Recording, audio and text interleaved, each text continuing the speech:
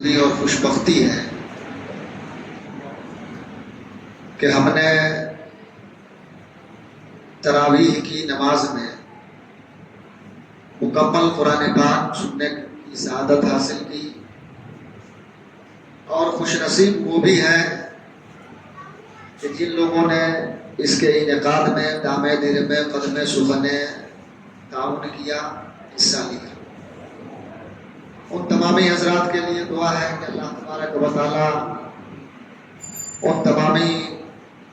کی زندگیوں میں بے پناہ خیر و برکتیں عطا فرمائے۔ آمین۔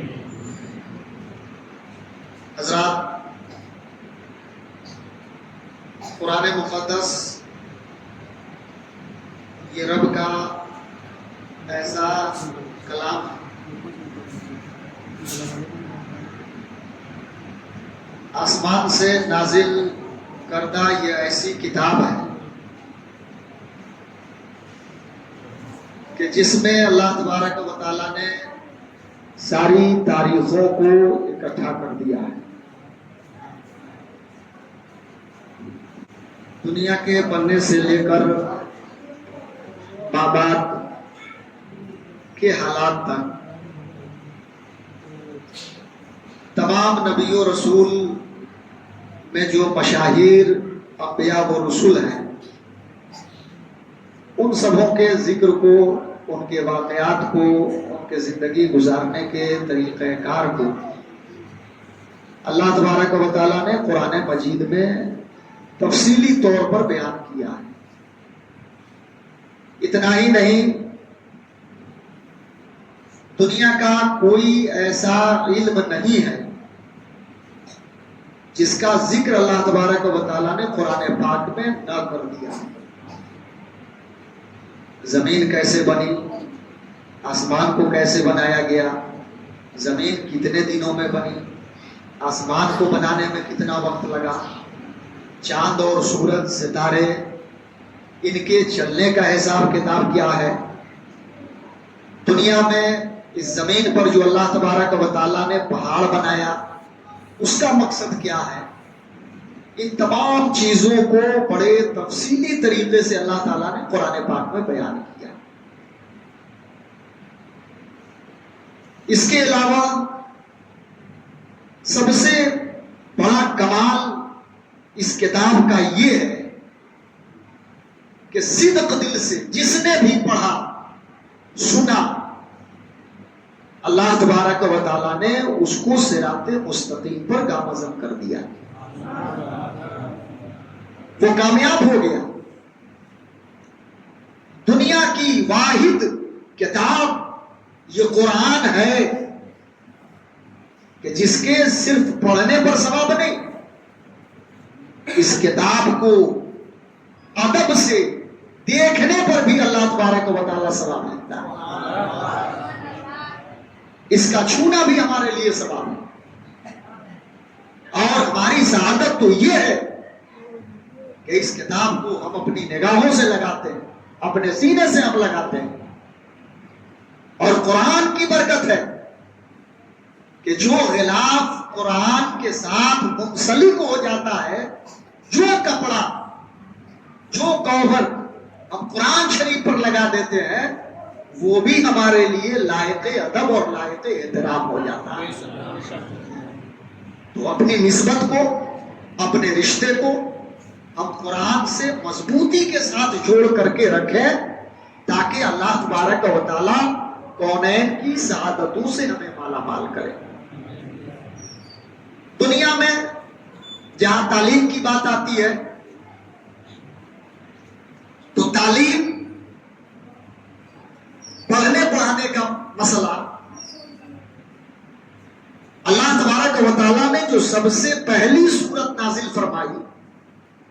اس کا ابتدائی کلمہ ہی ہے اقرأ بسم ربک الذی خلق۔ یہ قرآن کی سب سے پہلی سورت ہے جس کو اللہ تبارک و تعالیٰ نے نازل کیا، اور یہی سے تعلیم کی اہمیت اور افادیت کا اندازہ لگتا ہے۔ لیکن آج ہمارے حالات، جس قوم کو، جس امت کو قرآن جیسی کتاب کے ذریعے بارہا پڑھنے اور پڑھانے کی تاکید کی گئی، آج وہی قوم پڑھائی کے میدان میں سب سے پیچھے ہے، خواہ وہ دینی تعلیم ہو، دنیاوی تعلیم ہو، عصری تعلیم ہو۔ ہم نے تو بارہا آپ کو بتایا ہے کہ آج یہ سائنس اور ٹیکنالوجی کی جو باتیں ہوتی ہیں، علم ریاضی کی جو باتیں ہوتی ہیں، ان تمام علوم کی بنیاد اگر کسی نے اس دنیا میں رکھی ہے تو وہ صاحب ایمان لوگ رہے ہیں۔ مسلمانوں نے دنیا کے ہر اصول کو وضع کر کے اس کائنات کو بتا دیا کہ اگر تم علم سے آشنا رہو گے، تمہارے بچے اگر علم سے آشنا ہوں گے، تم نے اگر اپنے بچوں کو دینی اور دنیاوی تعلیم سے آراستہ و پیراستہ کر دیا تو وہ دنیا کے کسی موڑ پر بھی ناکام نہیں ہو سکتا ہے۔ لیکن ہم نے قرآن کو تو یہ سمجھا کہ یہ صرف اصالہ ثواب کے لیے ہے، فاتحے کے لیے، ماں باپ کے روح کو ثواب پہنچانے کے لیے ہے، نماز میں پڑھنے کے لیے نہیں۔ قرآن کا مطالعہ کر کے لوگ چاند پر چلے گئے، سورج پر جانے کی تیاری کر رہے ہیں، یہ قرآن کی بدولت ہے، قرآن پڑھ کر کے۔ لیکن جس کے لیے قرآن ہے اس نے قرآن کی اہمیت کو نہیں سمجھا، اس لیے اس کی اہمیت کو سمجھیے، آپ پڑھیے، علم حاصل کیجیے، یہ قرآن کی بنیادی چیز ہے۔ نبی پاک علیہ تحت و تسلیم سے بے پناہ عقیدت و محبت، تھوڑے سے وقت میں تو مکمل چیزیں آپ کو نہیں بتائی جا سکتی ہیں، لیکن اپنے ایمان کے تعلق سے آپ سن لیجئے۔ قرآن شریف میں اللہ تبارک و تعالیٰ نے جتنے بھی نبی و رسول کو مخاطب کیا، سب کے ساتھ لفظ یا کا استعمال کیا، یا موسیٰ، یا عیسیٰ، یا آدم،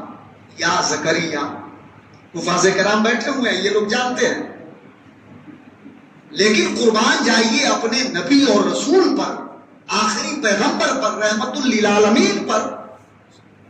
کہ نبی پاک علیہ تحت و تسلیم کو جب مخاطب کرنا ہوا اللہ تبارک و تعالیٰ کو